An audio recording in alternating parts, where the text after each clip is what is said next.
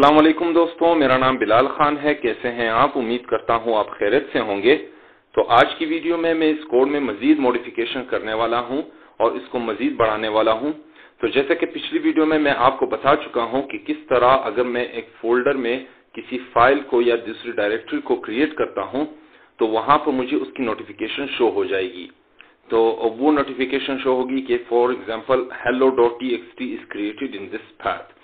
तो इस तरह नोटिफिकेशन मिलने के बाद मुझे पता लग जाएगा कि किस पाथ में कौन सी फाइल या डायरेक्टरी क्रिएट हो चुकी है। लेकिन इस वीडियो में मैं आज के ट्यूटोरियल में आपको बताऊंगा कि किस तरह मैं किसी फाइल को ट्रांसफर कर सकता हूं किसी दूसरी लोकेशन में। फॉर एग्जांपल, अगर यहां पर मैंने hello.txt की फाइल मैंने फोल्डर 1 में क्रिएट की है, तो इसके बाद ये क्या करेगा, उसको प्रोसेस को मैं ऑटोमेट करने के लिए इसको फोल्डर 2 में ऑटोमेटिकली ट्रांसफर कर दूंगा। इससे होगा ये कि अगर मुझे फॉर एग्जांपल कभी कोई भूल हो जाए और मैं ये फाइल ट्रांसफर ना कर पाऊं तो ये ऑटोमेटिकली इसका बैकअप ले लेगा और मुझे फाइल ट्रांसफर याद अगर रहे या ना रहे वो ऑटोमेटिकली फाइल दूसरे लोकेशन पे ट्रांसफर हो जाएगी। तो इसका बैकअप सिस्टम ऑटोमेट हो जाएगा।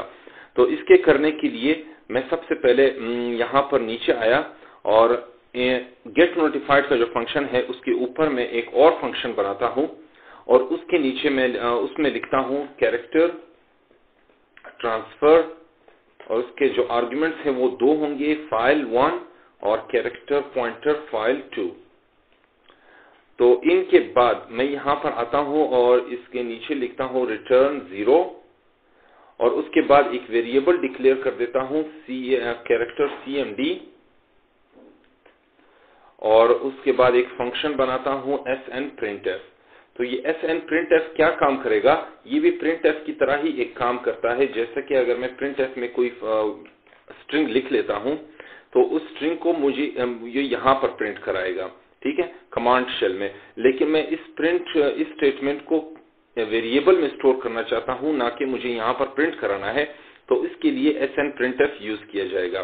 तो इसको मैं यहाँ से डिलीट करता हूं। तो अब snprintf में लिखता हूं cmd और मुझे cmd में उस स्ट्रिंग को लिखना है, उसको सेव करना है और उसकी लेंथ होगी 500। और उसके बाद कौन सा स्ट्रिंग होगा, rsync और उसके जो 2 प्लेस होल्डर्स मैं यहाँ पर दूंगा और पहला प्लेस होल्डर होगा F1 और दूसरा प्लेस होल्डर होगा F2। तो ये बेसिकली rsync काम क्या करता है, ये ट्रांसफर करता है और कॉपी करता है और इसको सिंक्रोनाइजेशन करता है, एक फाइल के कंटेंट को दूसरे फाइल में ट्रांसफर करता है। तो इसको ये तमाम स्ट्रिंग जो है ये कॉपी हो जाएगी कहां पर, cmd में। तो cmd को मैं एग्जीक्यूट करवाता हूं सिस्टम के फंक्शन के थ्रू। अब सिस्टम का फंक्शन क्या काम करता है, सिस्टम का फंक्शन डायरेक्टली जो कमांड शेल है उसके थ्रू एग्जीक्यूट होता है। यानी ऐसा समझे कि आपने ये rsync जो भी ये F1 F2 है इसको यहाँ पर लिख दिया है और यहाँ से ही डायरेक्टली परफॉर्म कर रहा है। तो सिस्टम फंक्शन इसलिए यूज होता है। तो अब मैंने ट्रांसफर का फंक्शन बनाया। तो अब मैं एक 2 वेरिएबल्स और बनाता हूं यहाँ पर गेट नोटिफाइड फंक्शन में, और वो वेरिएबल्स कौन से होंगे, न्यू पाथ 1 और उसके बाद कैरेक्टर न्यू पाथ 1 और न्यू पाथ 2। तो इसके एलिमेंट्स, पहले वाले में एलिमेंट्स जितने भी मैं पहले पिछली वीडियो में लिख चुका हूं वो, और उसके बाद यहाँ पर भी एलिमेंट्स। और अब ये वेरिएबल डिक्लेयर हो जाने के बाद मैं यहाँ पर नीचे आया और न्यू डायरेक्टरी में जो पहला डायरेक्टरी पहले पाथ में क्रिएट हो रही है उसके नीचे मैं लिखता हूँ न्यू। अगर कोई डायरेक्टरी क्रिएट हो जाती है तो इसके लिए ये क्या करेगा, snprintf में न्यू पाथ और वहां पर साइज और उसके बाद 2 प्लेस होल्डर्स में दे देता हूं, दरमियान में स्लैश भी डाल देता हूं। और पहला जो प्लेस होल्डर का होगा वो बेस पाथ 1 होगा और उसके बाद जो दूसरा प्लेस होल्डर के लिए इस्तेमाल मैंने करना है वो है इवेंट नेम। तो बेसिकली ये क्या करेगा, बेस पाथ 1 यानी यहां से जितना भी ये पूरा पाथ है इसको ले लेगा और इसके बाद इवेंट नेम कोई भी हो सकता है, यानी कोई भी डायरेक्टरी का नेम। अब यहाँ पर डायरेक्टरी फॉर एग्जांपल ये क्रिएट हुई है तो हेलो इसके साथ लिख देगा, ठीक है। तो अब ये पूरा पाथ जो है वो बन गया है। इन दोनों को कंबाइन करके वो क्या करेगा, न्यू पाथ 1 में इसको सेव कर देगा। तो अब मैं न्यू पाथ 1 को ट्रांसफर करूंगा किसमें, बेस पाथ 2 में। तो इस तरह ये जो हेलो का जो फोल्डर है वो यहाँ पर मैंने लिख दिया है और इसको यहाँ पर लिख दिया है और ये इसको शो कर रहा है। तो ये ट्रांसफर कहाँ पे हो जाएगा, बेस पाथ 2 में, यानी फोल्डर 2 में यहाँ पर ट्रांसफर हो जाएगा। इसी तरह मैं इसको उठाता हूँ और नीचे आके फाइल जो पहले पाथ में जो फाइल है उसमें इसके नीचे लिख लेता हूँ। तो ये हो गया है, लेकिन एक सवाल यहाँ पर ये भी पैदा होता है कि मैंने दूसरे बेस पाथ 2 के नीचे इसको क्यों नहीं लिखा, यहाँ पर डायरेक्टरी के क्रिएट होने के बाद या फाइल के क्रिएट होने के बाद। तो इसका जवाब ये है कि जो मैंने पहले बेस पाथ 1 में ये लिखा था तो ये ओरिजिनल इसके लोकेशन थी, यहाँ पर भी ओरिजिनल लोकेशन है, जबकि दूसरा जो शो कर रहा है वो ओरिजिनल लोकेशन नहीं बल्कि बैकअप की लोकेशन है, जहां पर डायरेक्टरी या फाइल ट्रांसफर होनी है, लेकिन पहले से ये ट्रांसफर हो जाएगी, पहले पाथ से ये ट्रांसफर होकर दूसरे पाथ में चली जाएगी। तो मुझे ओरिजिनल का बैकअप लेना है, ना कि मुझे बैकअप का फाइल जो है वो ओरिजिनल में ट्रांसफर नहीं करनी। तो इसके बाद यहाँ पर मॉडिफिकेशन की तरफ आते हैं और मॉडिफिकेशन में भी मैं आपको बता देता हूँ, यहाँ पर खोल देता हूँ इधर। ये अगर मैं फॉर एग्जांपल मैं यहाँ पर hello.txt के फाइल में कुछ चीजें ऐड कर देता हूँ, कुछ चीजें लिख लेता हूँ, तो यहाँ पर तो वो चीजें हो जाएंगी, लिख लेंगी, ये अपडेट हो जाएगा। लेकिन यहाँ पर फोल्डर नंबर 2 में वो hello.txt जो है वो उसी तरह पिछला वाला खाली फाइल ही रहेगी। लेकिन मैं क्या करूंगा, इसको फोल्डर 2 से डिलीट कर दूंगा, फिर फोल्डर 1 में आऊंगा, फिर ये जो अपडेटेड फाइल है इसको वापस वहां पर फोल्डर 2 में ट्रांसफर कर दूंगा। तो इस तरह दोनों फोल्डर में, दोनों लोकेशंस में अपडेटेड फाइल आ जाएगी। तो इसके करने के लिए मैं सबसे पहले ऊपर आता हूं और यहाँ पर रिमूव ऊपर आके फंक्शन बना देता हूं रिमूव फाइल के नाम से, कैरेक्टर रिमूव फाइल। तो यहाँ पर क्या करेगा, ये कैरेक्टर पॉइंटर के नाम से एक आर्गुमेंट बनाता हूँ फाइल और इसके नीचे लिखता हूँ रिटर्न 0 और उसमें कैरेक्टर cmd 500 sn printf जो पिछली मरतबा यूज किया था उसमें cmd में मैं क्या सेव करता हूँ 500, ये इसकी लेंथ होगी। और अब स्ट्रिंग कौन सा होगा, rmrf क्या शो करेगा, उस फाइल को डिलीट कर देगा, जो भी फाइल मैंने यहाँ पर दी होगी उसको डिलीट कर देगा। और उसके बाद सिस्टम के यानी कमांड लाइन के थ्रू मैं इसको रन करूंगा, तो इसमें मैं cmd लिख देता हूँ यहाँ पर। तो अब ये फंक्शन मेरा यहाँ पर बन गया है। अब इसी फंक्शन को मैं नीचे एग्जीक्यूट करता हूँ। यहाँ पर देखें फाइल नेम्ड जो भी फाइल है वो मॉडिफाई हो गई है। तो मॉडिफाई होने के लिए मैं सबसे पहले जो कोड मैंने पीछे लिखा था उसको मैं यहाँ पर कॉपी कर देता हूँ, यूज किया था जो मैंने पहले, उसको यहाँ से इसको फिर कॉपी करता हूँ और यहाँ पर पेस्ट कर देता हूँ। तो यहाँ पर न्यू पाथ जो है उसमें बेस पाथ 1 और इवेंट नेम को मिलाकर इसमें सेव कर दिया। अब न्यू पाथ 2 में बेस पाथ 2 का और इवेंट जो नेम है उसको स्टोर कर दूंगा न्यू पाथ 2 में, फिर रिमूव कर दूंगा किसको, न्यू पाथ 2 को डिलीट कर दूंगा। ठीक है, न्यू पाथ 2 को डिलीट करने के बाद मैं क्या करूंगा, न्यू पाथ 1 जो पहला है उसको ट्रांसफर कर दूंगा वापस बेस पाथ 2 में। तो इस तरह ये फाइल अपडेट हो जाएगी। अब नीचे आते हैं, डिलीट डायरेक्टरी या डिलीट जो फाइल है उसमें मैंने चेंजेस नहीं करनी, क्योंकि अगर सोर्स या बैकअप लोकेशन दोनों में कोई चीज डिलीट हो जाती है तो उसका जरूरी नहीं कि वो दूसरी लोकेशन में भी डिलीट हो, बल्कि वो उसी तरह ही रहे। तो मैं इसमें कोई चेंजेस नहीं करूंगा। इसी तरह मूव्ड फ्रॉम में भी चेंजेस कुछ भी नहीं करूंगा। लेकिन यहाँ पर जो मूव टू का जो लोकेशन के बता रहा है उसमें मैं चेंजेस करूंगा। इसकी मैं एग्जांपल आपको दिखा देता हूं। तो यहाँ पर मैं फोल्डर 2 देख लें यहाँ पर। अब अगर मैं फॉर एग्जांपल यहाँ पर एक फाइल बनाता हूँ डॉक्यूमेंट्स के अंदर, और वो होगी मूव्ड के नाम से कोई फाइल बना देता हूँ। तो अब ये फाइल अगर मैं मूव करता हूँ किसमें, फोल्डर 1 में, तो यहाँ पर तो वो फाइल आ जाएगी, लेकिन मैं चाहता हूँ कि वो फोल्डर 2 में भी डायरेक्टली कॉपी हो जाए। तो इसके करने के लिए सिंपल है, मैं सिर्फ उस कोड को जो मैंने ऊपर लिखा हुआ था उसको वापस यहाँ पर कॉपी पेस्ट करके लिखता हूँ। तो ये हो गया न्यू पाथ 1 और बेस पाथ 2। इसी तरह मैं इसको फिर से कॉपी करता हूँ और नीचे यहाँ पर पेस्ट कर देता हूँ। तो कोड ये हो गया। अब इसको बिल्ड एंड रन करके देखते हैं, और यहाँ पर मैं इसको थोड़ा दिखाई दे देते हैं कि कोई एरर तो शो नहीं हो रहा। तो यहाँ पर आता हूँ, इसको रन कर देता हूँ। ये देखिए both locations are being monitored. अब मैं कोई फाइल क्रिएट करता हूँ। फॉर एग्जांपल मैं कहता हूँ टच न्यू फाइल। ये देखें new file name touch new file is created in folder 1, और इसी तरह फोल्डर 2 में भी वो न्यू फाइल क्रिएट हो गई है।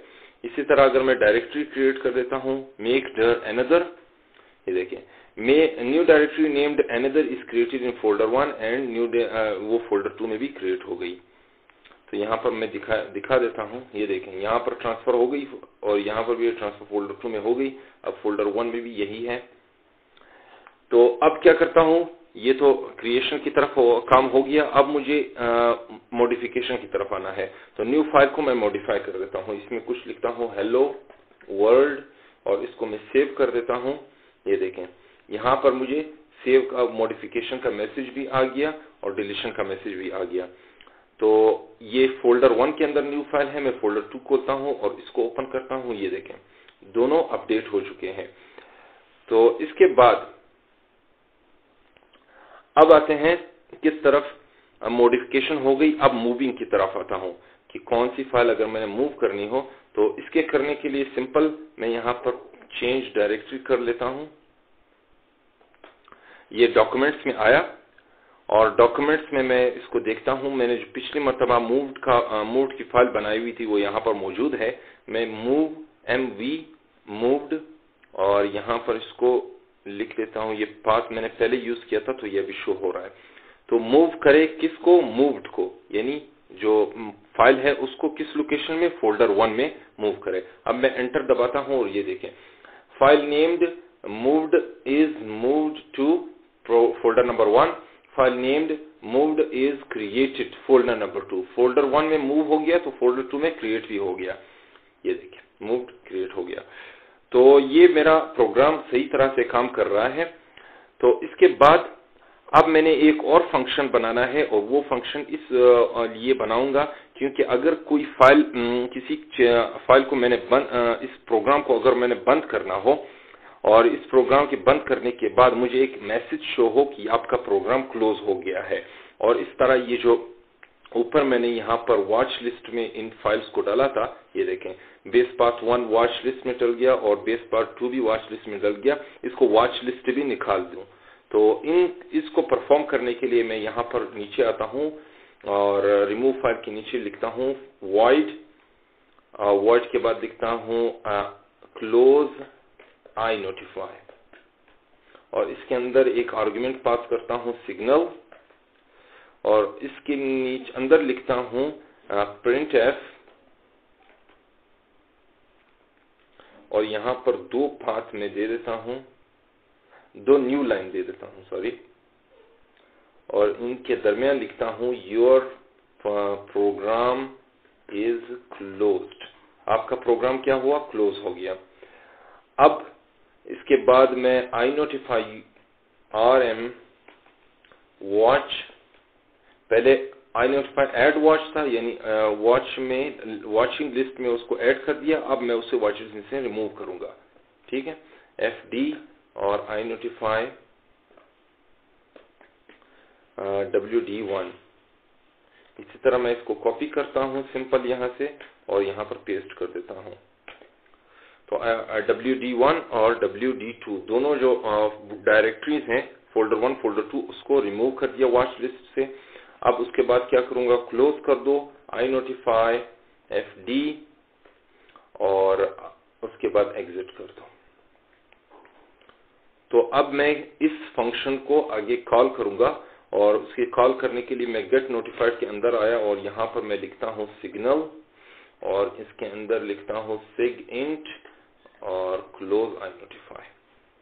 इसको मैं बिल्ड एंड रन करके देखता हूं, एरर शो नहीं हो रहा। यहां पर आया और इसको फिर से रन करता हूं इस फंक्शन को। अब अगर मैं कंट्रोल C दबाऊंगा क्लोज करने के लिए, तो मैंने दबाया, ये देखें योर प्रोग्राम इज क्लोज्ड। तो ये क्लोज हो जाने के बाद जो भी इसके जो iNotify इंस्टेंस था वो वॉच लिस्ट से रिमूव हो गया। तो ये मेरा कोड आज के लिए इतना ही है। आइंदा आने वाली वीडियोस में मैं कुछ और भी इसमें मॉडिफिकेशन करूंगा, जिस तरह पिछली वीडियो में मैं आपको बता चुका हूं। और वो मॉडिफिकेशन किस टाइप की होगी कि यहां पर मैं आपको इसका डेमो दिखा देता हूं। यहां पर फोल्डर 1 के अंदर, मैं यहां पर पीछे आया, ये फोल्डर 1 के अंदर जो भी फाइल या डायरेक्टरी क्रिएट होगी मुझे उसकी नोटिफिकेशन दे देगा और फाइल की क्रिएशन भी हो जाएगी दूसरे उसमें लोकेशन में।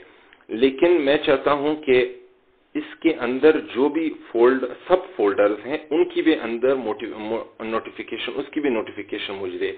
फॉर एग्जांपल मैंने अनदर फोल्डर खोला और उसके अंदर मैं कोई फाइल अगर क्रिएट कर देता हूं तो उसकी भी मुझे नोटिफिकेशन प्रोवाइड कर दे।